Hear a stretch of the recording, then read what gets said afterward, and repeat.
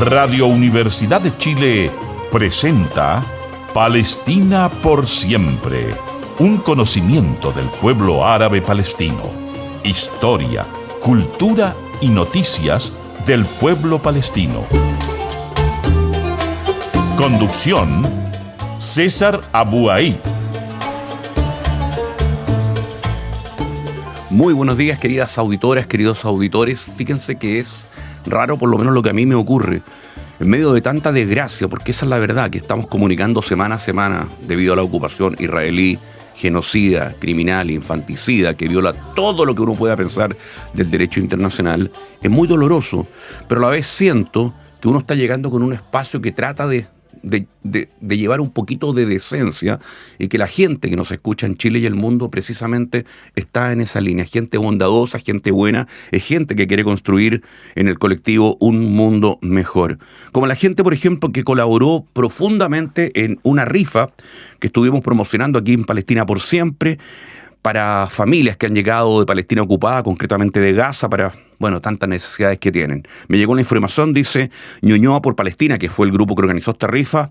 Atentos este domingo, hoy domingo 9 de agosto, quienes compraron números de la gran rifa solidaria, estaremos transmitiendo en vivo el sorteo de los 33 premios a través de la cuenta de Instagram. ¿Cuál es? Transmisión en directo por Instagram, @Ñuñoa_X Palestina. @Ñuñoa_X Palestina. Hoy entonces es esta transmisión, domingo 9 de agosto a las 6 de la tarde. Una vez más, muchísimas gracias por haber colaborado, tener este gesto tan humano. ¿Quiénes hacen posible Palestina por siempre? Comercial Pío Nono. pionono.cl encuentra tu sucursal más cercana. Venta de neumáticos, están todos: Continental, Michelin, Pirelli, cambio de aceite, revisión de frenos, baterías, alineación, balanceo. Encuentra tu sucursal más cercana en comercialpionono.cl. Terráqueo Restaurant, comida internacional en el Volcán 17.647 en el sector de Guayacán, camino al Cajón del Maipo. Si vienes de Santiago, a 5 minutos de la plaza de San José de Maipo, está toda la comida internacional en un lugar maravilloso como este Terráqueo Restaurant. Y hoy domingo hasta las 4 de la tarde te espera el Rincón Árabe. Juan Enrique Concha 55, a una cuadra de la estación del Metro Chile-España. El Rincón Árabe nos abre el día lunes, de martes a domingo. Toda la comida árabe en el Rincón Árabe. A una cuadra del Metro Chile-España, todo para servirse, todo para llevar. Israel, en esta brutalidad que lleva a cabo con el pueblo palestino, no tiene límites. Fíjense que ahora están sacando escombros de la franja de Gaza, están retirando escombros con vidas humanas, pero no porque quieran limpiar Gaza y volver a construir Palestina ni nada por el estilo.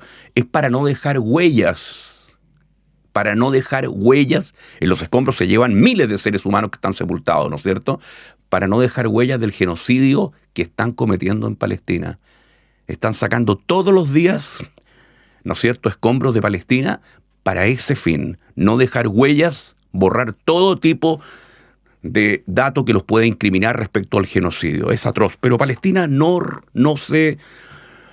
agacha la cabeza, en el fondo. Palestina sigue resistiendo. Y es el caso, digo, de un libro de Loma Ediciones que se llama, escuchen bien, Nos rehusamos a ser borrados, escrito por estudiantes de la Franja de Gaza en Palestina ocupada. Es un libro publicado aquí en Chile por LOM Ediciones y que tuvo entre sus traductores a Miguel Cárcamo, que conversa en Palestina por siempre. Un saludo al programa Palestina por siempre. Yo soy Miguel Carmona, soy profesor del Centro de Estudios Árabes Eugenio Chaguán de la Universidad de Chile. Y también fui traductor dentro del proyecto de traducción de este libro Nos rehusamos a ser borrados, que es un texto que consiste en una recolección de distintos poemas y reflexiones de estudiantes de Gaza, ¿ya? Yo hice parte de este proyecto de traducción a través de mi vinculación con los editores del libro. Entonces, estos dos editores del libro, que son Zahid Pranjol y Jacob Norris, son profesores de la Universidad de Sussex. Y a partir del genocidio en Gaza, por parte de las fuerzas israelíes,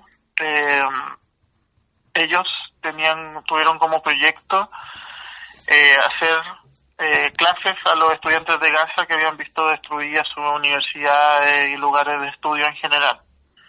Entonces, le hicieron como parte, o sea, como desde la Universidad de Safed se le hicieron seguimiento, se le permitió hacer seguimiento de sus estudios, sobre todo de medicina y de lengua inglesa,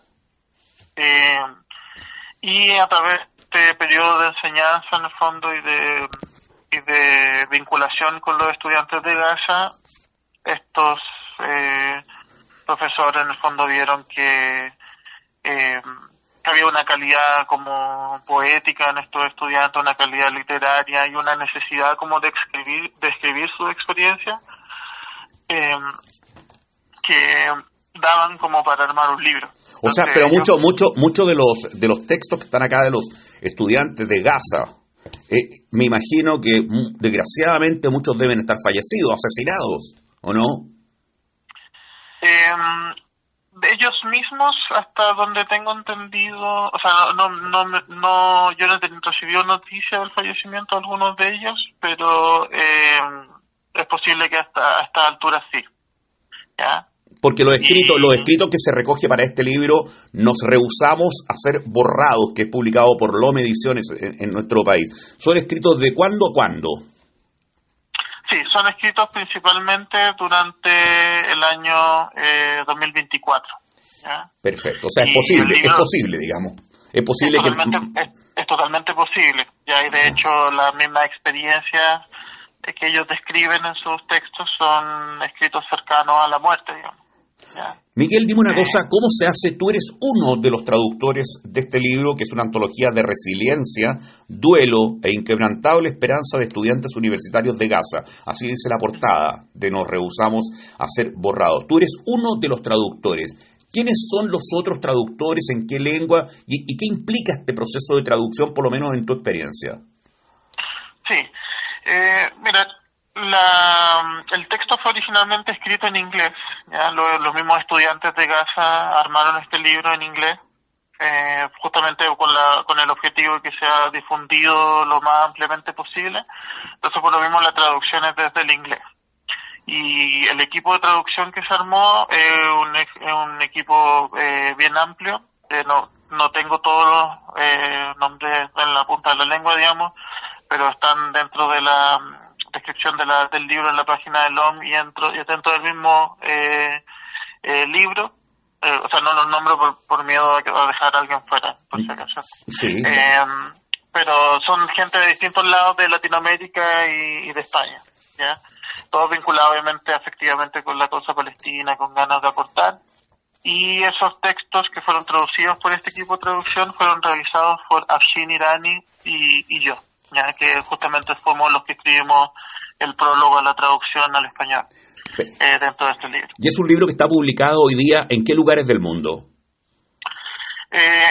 La primera edición, que es la edición en inglés, fue editada por Daraja Press en el Reino Unido, pero hay actualmente también una traducción que va a salir publicada en España, otra en francés en Francia, y probablemente también salga una edición en portugués. Perfecto. Y esta es la traducción, digamos, para América Latina o por lo menos para Chile y Argentina. Dialogamos con el profesor del Centro de Estudios Árabes, Eugenio Chaguán, de la Universidad de Chile, Miguel Carmona, que ha sido uno de los traductores de este libro, que se llama, de la colección Memorias de Lome Ediciones, Nos rehusamos a ser borrados, escrito de estudiantes universitarios en Gaza en el año 2024. ¿En qué consiste una traducción? Porque hasta el día de hoy, por ejemplo, uno ve nuevas traducciones de Shakespeare. Traducciones, no es, me imagino, decir que pencil es lápiz solamente. ¿Qué otras cosas? ¿Por qué vale una traducción más que otra? ¿O se considera una traducción más que otra muchas veces? Cuéntanos de ese proceso creativo, estimado Miguel. Sí, claro. Bueno, se ocuparon varios criterios en el caso de la traducción. Obviamente, en el caso de las reflexiones quizá era un poco más fácil de traducir, en el sentido en que hay que privilegiar sobre todo el mensaje. Y yo creo que en este caso que son poemas que en el fondo intentan mostrar una experiencia, ¿no es cierto? Nos centramos harto en esforzarnos por mantener la experiencia descrita para un escritor latino. Ya ese fue como un compromiso en el fondo que teníamos, yo creo, todos los traductores del libro. En el caso de los poemas, eso, bueno, es un poco más complicado, pero también se intentó mantener parte del ritmo de la escritura, ¿no es cierto? Sobre todo pensando que hay cosas del ritmo que también hacen parte de la experiencia, como es, ¿no es cierto?, versos cortados, o como que en el fondo también revelan una experiencia como interrumpida, ¿no es cierto?, y que hacen parte de la experiencia de estos estudiantes en general. Y entonces intentamos ser respetuosos, ¿no es cierto?, de esa experiencia, que obviamente nosotros los traductores no hemos vivido nada tan traumático como podrían haber vivido estos estudiantes, ¿no es cierto?, pero intentamos ser respetuosos con esas experiencias que ellos están describiendo. ¿Y de qué manera se...? Sí. Y otro aspecto que es muy importante también en la traducción es que como son estudiantes, digamos, estos estudiantes al momento de la escritura tienen entre 18 y 22 años, ¿ya? Y no son como políticos, por decirlo así, no son gente que tenga como intereses como partidistas exacerbados, ¿ya? Entonces, en sus vivencias mismas aparece, por decirlo así, la cuestión de Palestina, ¿no es cierto?, como nación, la sobrevivencia a un régimen colonial, todo eso, pero todo desde un punto de vista que es como de la experiencia de un estudiante de Gaza. Y entonces, algunos obviamente son más críticos que otros de las autoridades palestinas o del resto del mundo árabe, o incluso más o menos, o sea, obviamente todos son críticos, ¿no es cierto?, del colonialismo israelí, pero por lo mismo intentamos como mantener viva y un poco como dejar tal cual esas críticas o esos apoyos que surgen como en relación con este mundo de la política o un mundo de la resistencia. Mira, abro el libro que se llama, reitero, Nos rehusamos a ser borrados. Estamos dialogando en Palestina por siempre con uno de sus traductores, Miguel Carmona, además profesor del Centro de Estudios Árabes. Página 66, dice así, me voy a permitir leer Los sueños bajo escombros, de Aya Khaled Al-Yurani. Hola, me llamo Aya Khaled Al-Yurani, tengo 19 años y vivo en Gaza, Palestina. Estudio inglés en la Universidad de Al-Zahar. La guerra ha puesto mi vida de cabeza.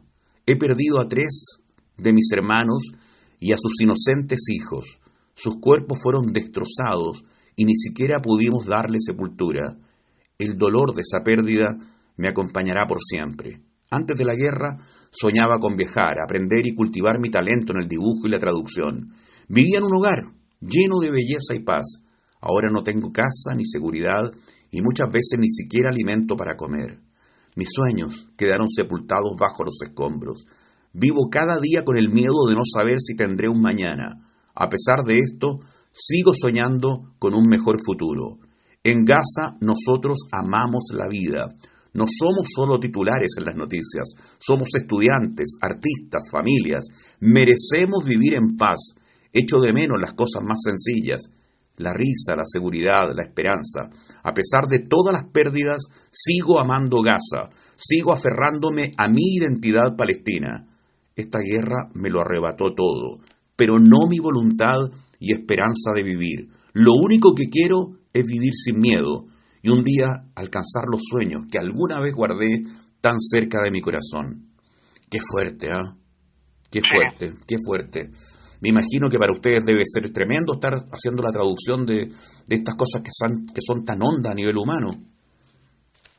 Sí, por supuesto. O sea, yo creo que, bueno, yo en general me dedico a la traducción, pero la traducción de este texto para mí fue muy importante pero también una tarea bien sentida, bien emotiva, digamos, quizá a diferencia de otros textos que uno le toca traducir como traductor, ¿no es cierto? Y por lo mismo eso creo que es lo que más recomiendo de su lectura, porque claro, justamente en ese poema muy impresionante, el que acabo de leer, yo creo que ahí se ve una cuestión muy que uno no alcanza a dimensionar en el caso del genocidio, que en el fondo se trata de gente con proyectos de vida, digamos, con una cierta cotidianidad, con una cierta ganas de vivir en el fondo, que fueron totalmente interrumpidas y que al mismo tiempo siguen resistiendo a pesar de eso. Y entonces también eso sirve, por una parte, para que nosotros tengamos acceso a esas personas, porque claro, la gracia de traducir este tipo de texto es que nosotros nos esforzamos por mostrar al mundo hispanohablante, ¿no es cierto?, qué están diciendo estas personas, y no intentamos hablar por ellos, ¿ya? Y eso nos parece como muy importante como traductores, en el fondo, que sucede. Qué gráfica la portada, una mujer en medio de la destrucción con un libro. Sí. Miguel, ¿qué haces tú dentro del Centro de Estudios Árabes? ¿Clases de qué? Yo lo que más enseño es lengua árabe, ¿ya? Pero soy filósofo de formación, entonces por lo tanto hago clases también de filosofía árabe y filosofía de otro tipo. ¿Qué tiene la filosofía árabe? Por lo menos la que tú impartes. Yo lo que imparto filosofía árabe, sobre todo filosofía del siglo X, ¿ya? Así que no tiene tanto que ver con esto, pero en el fondo, sobre todo filósofos como Al-Farabi, o filósofos que allí podríamos llamar de la edad de oro de la intelectual árabe clásica. Justamente en un periodo en donde Europa, ¿no es cierto?, no estaba pasando por su mejor momento, y es como el momento de esplendor del mundo árabe, ¿no es cierto? De la identidad, entonces, perdona Miguel, de la identidad, de la cultura palestina dentro del mundo árabe, ¿qué destacarías tú? Bueno, a ver, lo que me parece siempre interesante de la identidad palestina o de la resistencia palestina dentro del mundo árabe es que de algún modo es algo que atraviesa todo el mundo árabe, ¿ya? En el fondo, la preocupación por Palestina es algo que se puede ver en todos los pueblos del mundo árabe, y eso es como algo como que me parece muy destacable en general. Además, quizá podríamos agregar, yo creo, algo que sí tiene vinculación con el libro que estamos presentando, ¿no es cierto?, que es este afán por cultivarse, ¿ya? Las ganas de estudiar, y ni siquiera como puede detener un genocidio. Me parece un aspecto como muy admirable del pueblo palestino, que se ve tanto en Gaza como en el resto de la Palestina ocupada. Sobre todo la potencia ocupante de Palestina, el Estado genocida israelí, ha tratado de mostrar a las palestinas y a los palestinos a través de declaraciones de sus altos dirigentes como simplemente como animales, como seres que son primitivos, ¿no es cierto? Y parece que la experiencia dice otra cosa. O sea, no, la experiencia dice todo lo contrario. En el fondo es un pueblo muy educado, es un pueblo que no solamente es muy educado, sino que también tiene muchos anhelos de educarse, de formarse, y de ser en ese sentido como enriquecedores para el propio pueblo. Y es una cuestión que yo creo que se puede ver en el pueblo palestino y resulta como admirable.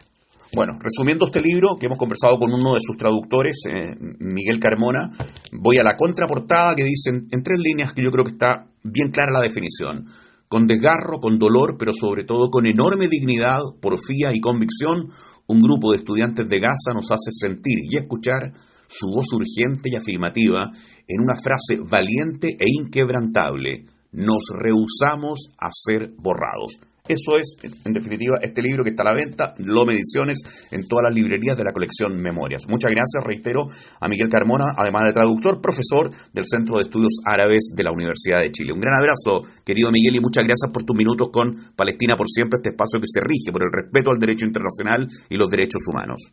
Muchas gracias a ustedes, y saludos de nuevo al programa. Aviones de papel. Un sobrevuelo rasante por la cultura palestina.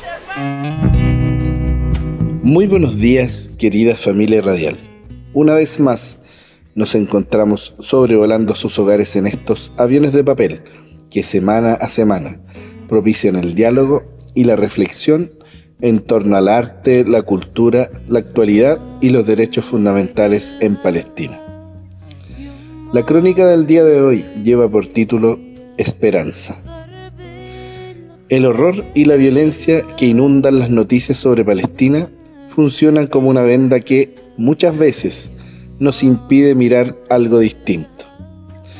La muerte y la barbarie son las caras más visibles del mal llamado conflicto y nos muestran día tras día que la deshumanización parece no conocer límites. Pensar que ya hemos visto lo peor es una certeza que se derrumba con rapidez, igual que los edificios y las aldeas palestinas. Sin embargo, estamos aquí para abrazarnos a través de la palabra, para buscar consuelo en las letras cuando todo parece perdido. Cuando un niño recoge los restos de otro niño del suelo de un hospital, o cuando en el interior de la ropa de un bebé apenas quedan fragmentos de un cuerpo convertido en una argamasa de huesos fundidos. Las palabras parecen insuficientes para nombrar tanto dolor. El corazón quiere escapar por la garganta. Las venas se tensan como nudos ciegos. Los ojos ya no saben cuánto sufrimiento pueden soportar. Perdón si hoy le amargo el café. Perdón si estas palabras remueven sus fibras más profundas. Tal vez sea yo quien también busca un abrazo, un hombro donde descansar el alma. Pero el corazón decide quedarse en su sitio cuando descubre, por ejemplo, a un hombre que en medio de toda esta devastación construye una pequeña sala para que los niños jueguen, salten sobre camas elásticas, se pinten el rostro como animales o superhéroes y por un instante vuelvan a ser simplemente niños. En un lugar donde ya no existen parques abiertos y donde resulta más fácil encontrar un dron vigilando que la sombra de un árbol, ese gesto se convierte en un acto de resistencia y de esperanza. Quizás son historias como esa las que nos permiten seguir creyendo que la humanidad aún respira. Desde esta plataforma, sabiendo que muchas personas esperan esta sección y atesoran mis palabras, quiero hacer un llamado a la reflexión y a la acción. Por un momento, imaginemos que esos niños fueran nuestros hijos, nuestros nietos o nuestros vecinos. Esto no tiene que ver con una nacionalidad, con una frontera ni con una religión, ni siquiera con una posición geopolítica. Tiene que ver con humanidad. La indiferencia nunca es neutral. El silencio suele favorecer a quienes ejercen la opresión.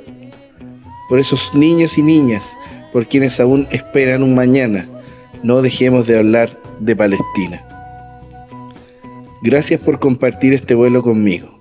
Nos volvemos a encontrar la próxima semana siempre, luchando junto al pueblo palestino. Soy el profesor y activista Felipe Salas y esto es Aviones de Papel. Espacio que se rige por el respeto al derecho internacional y los derechos humanos desde la radio pública de nuestro país, Radio Universidad de Chile. Palestina por siempre. Junto a nosotros, Comercial Pío Nono. Todo para tu vehículo en pionono.cl. Encuentra tu sucursal más cercana en pionono.cl. Alineación, balanceo, todas las marcas de neumáticos están en Comercial Pío Nono. Si vas al Cajón del Maipo, Terráqueo Restaurant. Comida internacional en Terráqueo Restaurant a 5 minutos, viniendo de Santiago, de la Plaza de San José. Y hoy domingo hasta las 16 horas, El Rincón Árabe en la comuna de Ñuñoa. Juan Enrique Concha 55, a una cuadra del metro Chile, España. Ahí está El Rincón Árabe, que el día lunes no abre, acuérdense, de martes a domingo. www.elrinconarabe.cl si quieren hacer alguna consulta. Vamos a ir a Palestina, a nuestra querida Palestina, a Palestina ocupada. El análisis de nuestro corresponsal Javier Abueid. Buenos días. Todos los días por la mañana uno se levanta aquí en Palestina con las listas de las aldeas donde ingresaron colonos israelíes, cuántos fueron los palestinos detenidos por las fuerzas de ocupación, cuáles son sus nombres, porque muchas veces puede suceder de que sean gente del propio barrio donde uno vive, así como también cuáles fueron los ataques del ejército israelí, incluyendo, por ejemplo, si es que hubo algún bombardeo en Gaza o no. Sumado a eso, hay que ver cuáles son los puestos de control que están abiertos, cuáles son los puestos de control que están cerrados, cuál es la circulación vehicular en ellos, así como también, si uno va a viajar, la situación del puente Allenby, que Israel restringe constantemente para los palestinos y que es el único punto de contacto para la población palestina que vive en Cisjordania ocupada con el resto del mundo, por cuanto el aeropuerto de Calandia, que también se conocía como el Aeropuerto Internacional de Jerusalén, fue cerrado por Israel luego de la ocupación, así como no se permite que los palestinos podamos utilizar el aeropuerto de Led, que ahora se llama Ben Gurion, de Tel Aviv, así como, de otra perspectiva, el aeropuerto de Gaza fue completamente destruido en el año 2001.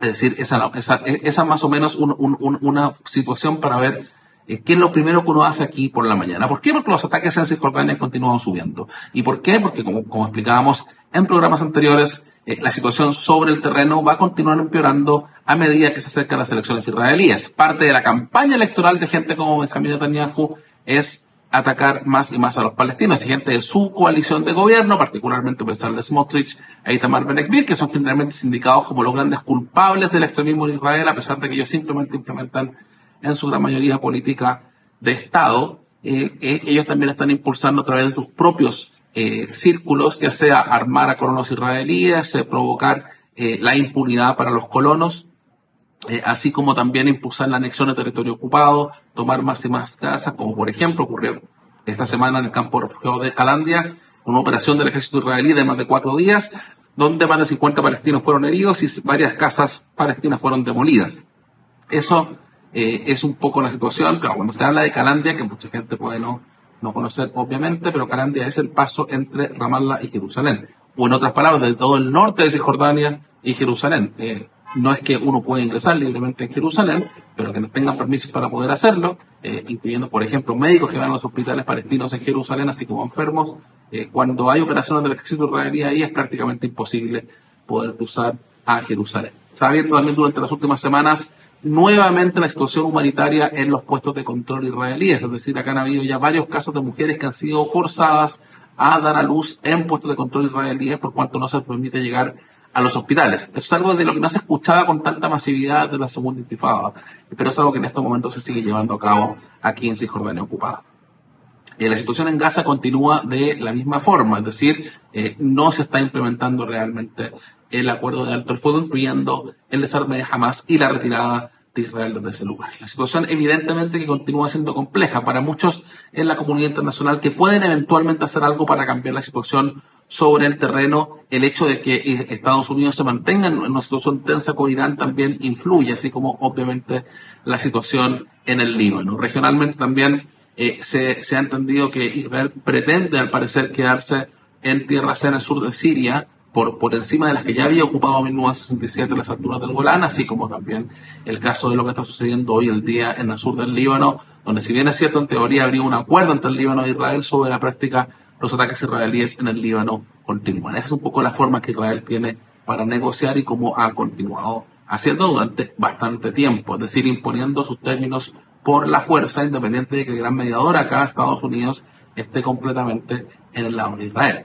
Y uno puede a lo mejor decir que existen ciertos problemas o fisuras en la relación entre el presidente Donald Trump y el primer ministro Benjamín Netanyahu, pero en la práctica Benjamín Netanyahu ha podido hacer absolutamente lo que ha querido, independiente del anuncio de alto el fuego en Gaza, donde existimos. Desde que se anunció el alto el fuego a comienzos de este año, más de 1.200 palestinos han sido asesinados por Israel. Eso, si fuese al revés, nadie hablaría de la existencia de un alto el fuego, probablemente ni siquiera habrían posibilidades de poder llevar a cabo cualquier serie de negociaciones. Israel simplemente tendría una luz verde para atacar, como fue el caso, por ejemplo, después del 7 de octubre.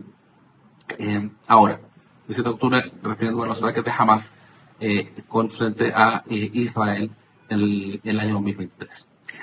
Ahora, hay que entender de que la situación es bastante más allá del 7 de octubre, bastante más allá de la política del gobierno israelí hoy, porque es política de Estado la que se lleva a cabo desde 1948, pero particularmente desde 1967. Lo que se ha buscado acá constantemente es que el pueblo palestino no puede ejercer su derecho a la autodeterminación. Es así como se debe entender toda esta política. Y el pueblo palestino, digamos, en la debilidad que se tiene, el ser un pueblo bajo ocupación, enfrentando a una potencia nuclear, como es el caso de Israel, busca en los organismos internacionales una forma de poder no solamente protegerse, garantizar algo de justicia, sino que también poder balancear algo más su posición en situación, por ejemplo, de que en algún momento puedan haber negociaciones. Esa es una realidad clara que sirve a todos los países del mundo quienes aspiran a que exista en la comunidad internacional la idea de una comunidad internacional basada en el derecho, el Estado de Derecho, pero a nivel internacional. Eso es algo que la administración del presidente Donald Trump ha estado completamente en contra, así como también, en este caso también Israel. Por ende, uno se puede preguntar, por ejemplo, cuando un país como Chile se retira del movimiento de países no alineados, entender a quién beneficia esto. Países no alineados es un movimiento que por más de medio siglo ha apoyado constantemente el derecho internacional. Entonces, el mensaje de salirse de ese movimiento es básicamente, bueno, ya estoy alineado. ¿Alineado con quién? En este caso, con Estados Unidos e Israel. El embajador de Israel en Chile salió en sus redes sociales a celebrar esta decisión de Chile, que es una decisión por lo demás interna. El embajador de Israel no tiene ni siquiera que meterse en esto, pero el embajador de Israel se le ha permitido insultar abiertamente a exministros, exembajadores, parlamentarios, activistas de derechos humanos, incluso al Club Deportivo Palestino, sin tener ninguna reprimenda por parte de la Cancillería chilena por violar la Convención de Viena de Relaciones Diplomáticas. Esa es una situación abierta que lleva a cabo el embajador de Israel, que nadie absolutamente le dice absolutamente nada. Y él sigue constantemente actuando como un troll, no como un embajador sobre el terreno. Eso es lo que demuestra una vez más que la Cancillería chilena bajo José Antonio Kast es la Cancillería probablemente más débil de la historia de Chile. Algunos pueden a lo mejor argumentar que Roberto Ampuero, el canciller de Sebastián Piñera, actual embajador en la ONU, era más débil que lo que se tiene hoy en día. Pero lo concreto es que acá hay un proceso de sobreideologización de la política exterior chilena que no tiene que ver con los intereses de Chile. Personalmente, cuando yo representé a Palestina de forma oficial, yo no emitía comentarios sobre política chilena. Sin embargo, ahora que ya no represento a Palestina formalmente, puedo eventualmente dar ciertos comentarios y entender desde esa perspectiva de que Chile no solamente se ha convertido en un cómplice de Israel, sino que le ha dado luz verde para hacer absolutamente lo que quiere en cuanto a su relación. Por ejemplo, esta semana el embajador Gabriel Saliasnik, que representa a Chile frente a Israel, presentó sus cartas credenciales frente a Isaac Herzog, el presidente de Israel. Isaac Herzog, que recordemos, está nombrado en el caso de la Corte Penal Internacional por la Corte Internacional de Justicia, por genocidio, por cuanto fue uno de los primeros líderes israelíes que señaló que en Gaza no hay civiles inocentes, dando luz verde para el genocidio que se está llevando a cabo. En el contexto de esa reunión entre Saliasnik y Herzog, Gabriel Saliasnik establece de que habla de la cercanía entre el pueblo de Chile y el pueblo judío.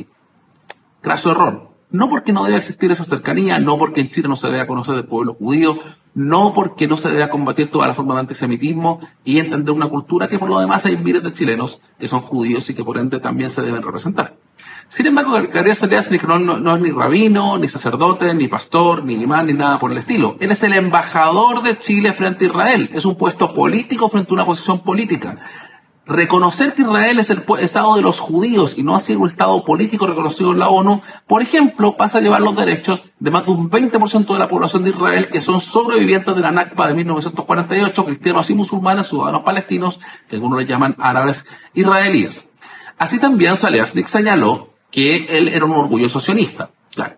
Él puede ser un orgulloso sionista en su foro interno, a pesar de que el término sionista no es un término neutral. Él no puede ser un orgulloso sionista siendo embajador de Chile. La existencia de la comunidad palestina en Chile es en directa relación con la limpieza étnica de Palestina propagada por el movimiento sionista. Uno podrá argumentar después filosóficamente qué es lo que significa el sionismo, y algunos dirán que simplemente es quienes apuntan al derecho de los judíos a tener su propio Estado. Pero ni siquiera todos los judíos están a favor de eso. Independientemente de esa discusión que se pueda llevar a cabo, lo cierto es que Israel es un Estado político, y reivindicar el sionismo no es representar los intereses de Chile. ¿Se imagina que hubiese pasado si es que el ex embajador de Chile, del presidente Gabriel Boric en España, hubiese llegado a presentar sus cartas credenciales diciendo, mire, yo soy un orgulloso socialista? Deja de representar a todos los chilenos, a pesar de que el gobierno de España era socialista. Por ende, acá lo que se está viviendo es una sobreideologización de la política exterior de Chile, en la cual evidentemente quienes van a salir más perjudicados no solamente son las instituciones de Chile, por cuanto la Cancillería chilena hoy en día está siendo completamente mermada, sino que también en la posición de Chile frente al mundo y los propios intereses chilenos. Cuando el asesor en asuntos internacionales del presidente José Antonio Kast fue asesor del embajador de Israel en Chile durante el tiempo del genocidio, es decir, estuvo haciendo lobby en favor de justificar las masacres de civiles que se estaban llevando a cabo en Gaza. Él no renunció a su cargo debido al genocidio que se estaba llevando a cabo. Si esa es la situación, esa es la cosmovisión del gobierno de Chile en su política exterior, bueno, habrá que entender de que en este momento el gobierno de Chile se encuentra en el costado opuesto del derecho internacional, del sistema internacional basado en las reglas y particularmente en el lado opuesto de los derechos del pueblo palestino. Y eso debería ser una luz de alerta para bastantes personas que votaron por José Antonio Kast. Desde Pechana, Palestina Ocupada, fue el informe para Palestina por Siempre de Radio Universidad de Chile, de Javier Apoair. Nosotros nos encontramos la próxima semana, si Dios quiere. Adiós. Historia, cultura y noticias del pueblo que exige su libertad. Palestina por siempre. Palestina por siempre en la Radio Universidad de Chile. Recuerden que nos pueden seguir también en nuestro canal de YouTube, Palestina por siempre, y en nuestra plataforma Spotify. Aquí en la radio, el domingo a las 9 de la mañana, 102.5 y radio.uchile.cl. Hay un evento por Palestina, la gente es solidaria, nos gusta eso. Un evento de danza que se va a convertir en toda una fiesta por Palestina el día 22 de agosto, si no me equivoco, sábado 22 de agosto. Esta es la invitación para que todas y todos estemos presentes el 22 de agosto en la Comuna de Independencia por Palestina. Hola, auditores y auditoras de Palestina por Siempre. Aquí les habla Miramen Nahar, una de las fundadoras del colectivo Danza por Palestina. Y les hablo para invitarlos e invitarlas cordialmente a un evento que vamos a hacer por Palestina, un evento solidario, el 22 de agosto a las 5 de la tarde en Casa Memoria Independencia, que queda en Independencia Residencial 481. Es un evento donde habrá una gran variedad de danzas, tanto danzas típicas, danzas fusiones, todo por Palestina. Va a haber música en vivo y algunas otras sorpresas más. El espacio es solidario porque vamos a tener negocios que cada uno de ellos va a ayudar a familias que viven en Gaza, a organizaciones que están ayudando a la reconstrucción de Gaza o también a la reactivación económica de Palestina ocupada. Así que los espero y cordialmente invitados a todos, y les cuento una muy buena noticia: como este es un evento solidario, la entrada es gratuita. Las donaciones se hacen a través de sus compras en los negocios solidarios que van a estar en ese día en el evento. Les reitero entonces que los esperamos este sábado 22 de agosto a las 5 de la tarde en Casa Memoria Independencia, ubicada en Independencia Residencial 481, para el evento solidario por Palestina. Recuerden, entrada gratuita, así que nos vemos. Mucha atención con el comentario de este domingo de Eduardo Afura, que está en nuestro espacio de Derechos Humanos. Muy buenos días, queridas amigas, queridos amigos. Es un gusto estar nuevamente aquí en Palestina por Siempre, junto a ustedes. Esta semana se cumplieron 81 años desde que la tecnología desarrollada en los laboratorios de California fuera utilizada para borrar del mapa las ciudades japonesas de Hiroshima y Nagasaki, volatilizando decenas de miles de vidas en un instante. Hoy, a pocas millas de ese mismo lugar, en Silicon Valley, se continúan diseñando las herramientas de la devastación contemporánea. Ya no solo bombas atómicas, sino sistemas de localización mediante inteligencia artificial, servidores en la nube y plataformas masivas de datos. Las mismas coordenadas, la misma pulsión colonial, pudiéramos decir, y tal vez la misma impunidad corporativa. Por eso resulta tan significativo que en el marco de esta conmemoración histórica, Vahid Razavi, y recordemos por favor este nombre, un activista, escritor y exfuncionario de Amazon Web Service, esté lanzando su libro La falta de ética en las grandes empresas tecnológicas. Es la obra de alguien que ha conocido por dentro a la industria y es además una obra financiada íntegramente con recursos propios y disponible, escuchen por favor, de forma gratuita en español e inglés. Una obra que denuncia cómo corporaciones tales como Amazon, Google, Microsoft, Oracle o Palantir se han convertido en la verdadera infraestructura logística del genocidio en Gaza y de la ocupación en Palestina.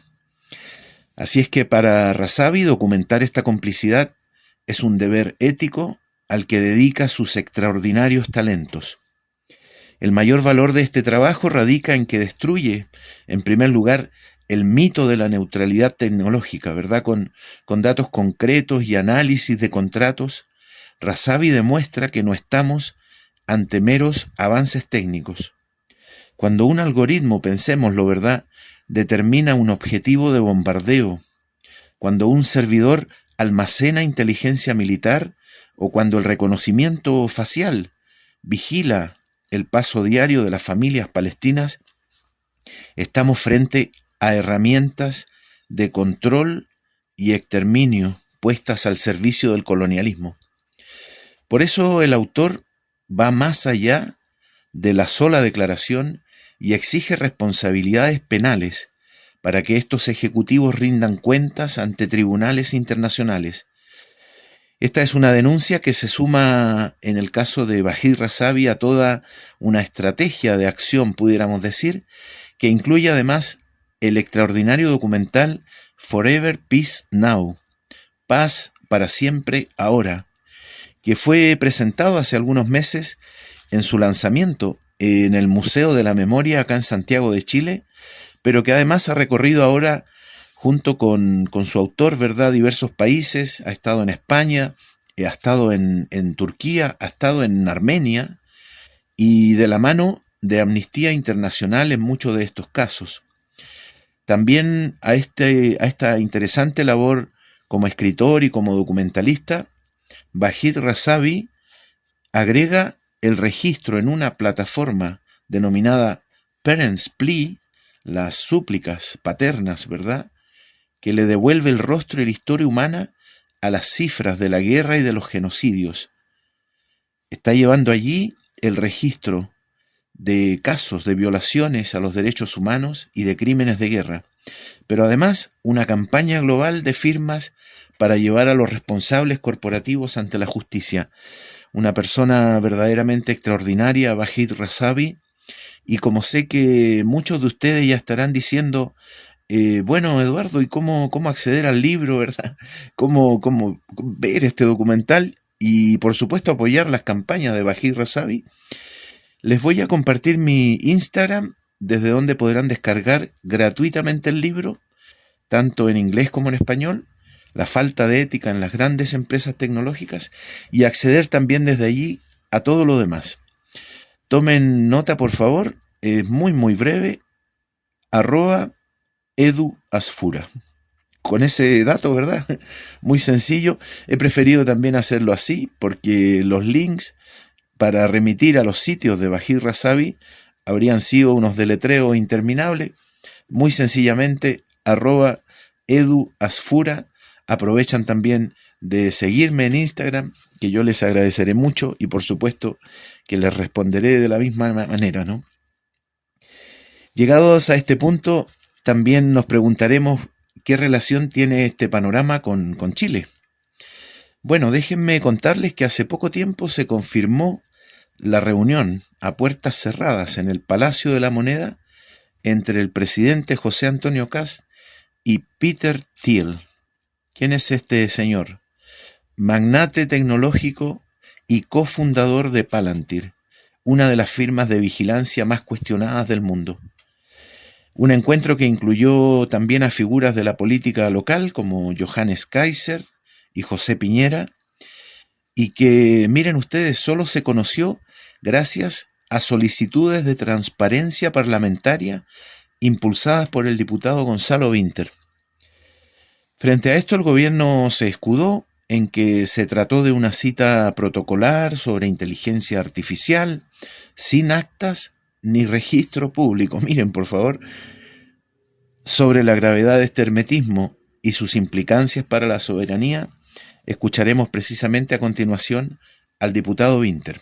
Se juntó Peter Thiel en el Palacio de la Moneda con el presidente Kast y no lo hicieron público, razón por la cual estamos oficiando a todos los ministerios para que nos sinceren si han tenido reuniones clandestinas con Peter Thiel, como la que tuvo el presidente Kast con Peter Thiel de manera clandestina, insisto. esta reunión del presidente Kast con el empresario tecnológico estadounidense Peter Thiel en mayo. Sí. Ustedes están impulsando un oficio. ¿Cuál es el meollo del asunto ahí? Peter Thiel es, yo no sé si el hombre más poderoso del mundo. Es un magnate tecnológico alemán criado en Sudáfrica, en la Sudáfrica del apartheid, donde conoce a Elon Musk y fundan PayPal. Y luego él es uno de los principales financistas de Facebook. Recuerden, Facebook, que es muy importante porque Facebook fue condenado por el uso de los datos, ¿cierto?, para fines distintos a los que los usuarios conocían. Y luego funda la empresa Palantir, que para que nos hagamos una idea, porque esto es bien complejo, es una empresa que a través de inteligencia artificial y procesamiento de datos logra generar sistemas de vigilancia, que son usados, por ejemplo, por la CIA y por el ejército de Israel para llevar a cabo el genocidio que está llevando en Gaza. ¿Qué necesita Peter Thiel para funcionar? 1, datos. ¿Quién tiene datos? Los estados tienen datos de manera centralizada. ¿Qué más necesita para hacer las armas que él quiere fabricar, que son armas que son autogobernadas por inteligencia artificial? Bueno, requiere litio para los drones, requiere cobre para cualquier sistema eléctrico, requiere agua para poder enfriar los centros de datos, requiere conexión con Asia. Recordemos que Donald Trump, a todo esto, Peter Thiel es el principal financista de J.D. Vance, que es nada más y nada menos que el vicepresidente de Estados Unidos y es socio de Donald Trump. Y además necesitan tierras raras, que están extraordinariamente presentes en la comuna de Penco. Efectivamente.